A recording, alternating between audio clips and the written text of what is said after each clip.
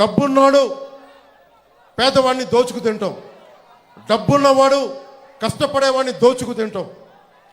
70,000 police కుటుంబాలకి, ఒకటి కాదు రెండు కాదు 70,000 పోలీస్ కుటుంబాలకి టీఏలు డిఏలు సరెండర్ లీవ్స్ ఈ రోజు వరకు ఇవ్వలేదు. దీని మీద ఒక్కడు స్పందించడు. పోలీసుల శ్రమశక్తిని కూడా దోపిడీ చేసేవాడు జగన్.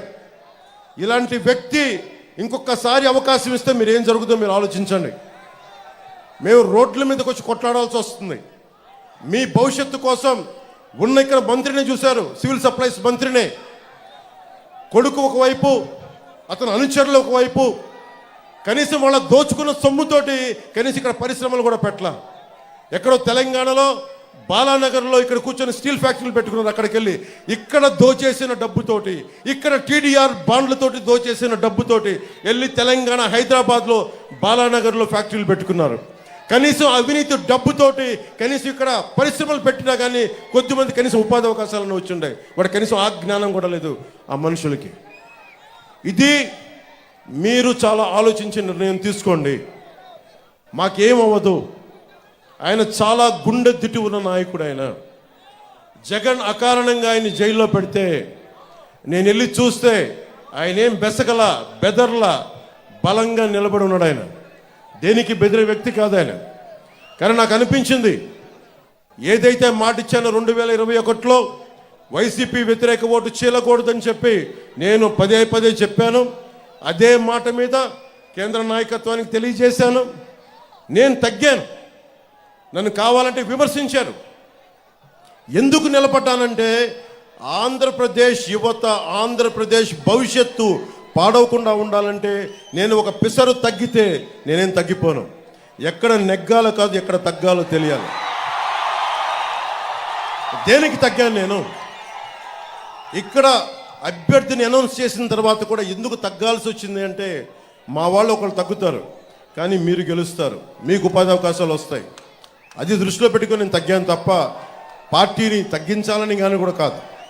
ఎందుకంటే 4 దశాబ్దాలుగా ఒడిదుడుకులు తీసుకున్న వ్యక్తి, ఆయన అనుభవం కావాలి. అలాగే నేను ఎక్కడ సమస్య ఉన్నా, ఉదాహరణకి ఉద్దానం కిడ్నీ సమస్యకే 2014లో ఆయన మీద నాకు ఉన్న గౌరవం ఏంటంటే, 2014లో ఉద్దానం కిడ్నీ సమస్య అప్పుడు గుర్తించి శ్రీకాకుళం వెళ్ళి నేను తిరిగితే ఆయన దృష్టికి తీసుకొస్తే 24 గంటలు తిరక్క ముందే మొత్తం ఉన్నతాధికారులు బృందాన్ని పిలిపించి మంగళగిరిలో కూర్చొని, క్యాంప్ ఆఫీస్లో కూర్చొని మొత్తం ఏం చేయాలని చెప్పి వెంటనే తక్షణంగా దానికోసం ఒక రిలీఫ్ ప్రోగ్రామ్ చేశారు. వెంటనే ఏమేమి రెమెడియల్ మెజర్స్ తీసుకున్నారు. అందుకనే ఆయన అనుభవం నాకు చాలా మనకి రాష్ట్రానికి కావాలి.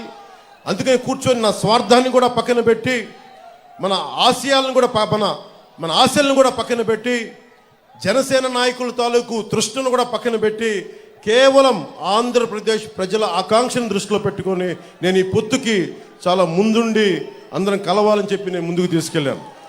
మీరు బాగుండాలని చెప్పి.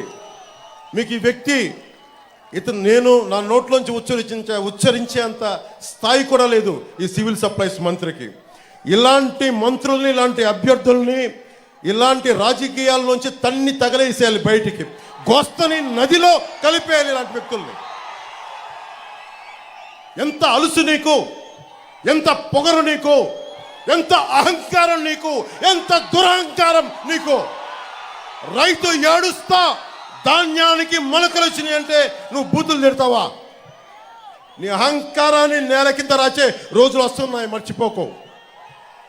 నేను ఓట్ల కోసం కానీ నేను ప్రజలు బాగుండాలని ఆకాంక్షించేవాడిని.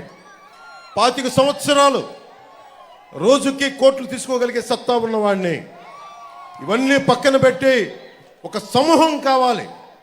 ఒక నదికి, ఒక దేశానికి ఒక నది చాలదు, ఒక దేహానికి ఒక రక్తనాళం సరిపోదు. అలాంటి 5 కోట్ల మంది ప్రజలకి ఒకళ్ళిద్దరు నాయకులు సరిపోరు. 3 పార్టీల బలమైన నాయకత్వం కావాలి. కేంద్ర నాయకత్వం సహాయ సహకారాలు ఉండాలి. చంద్రబాబు గారి అనుభవం కావాలి. మన జన సైనికుల వాడి జోడి మన బలంగా ముందుకు తీసుకెళ్ళగలిగే పోరాట శక్తి కావాలి. జనసేన రోడ్ల మీదకి వచ్చి పోరాటం చేస్తుంది. ఈ మంత్రికి చెప్తా ఉన్నాను, నా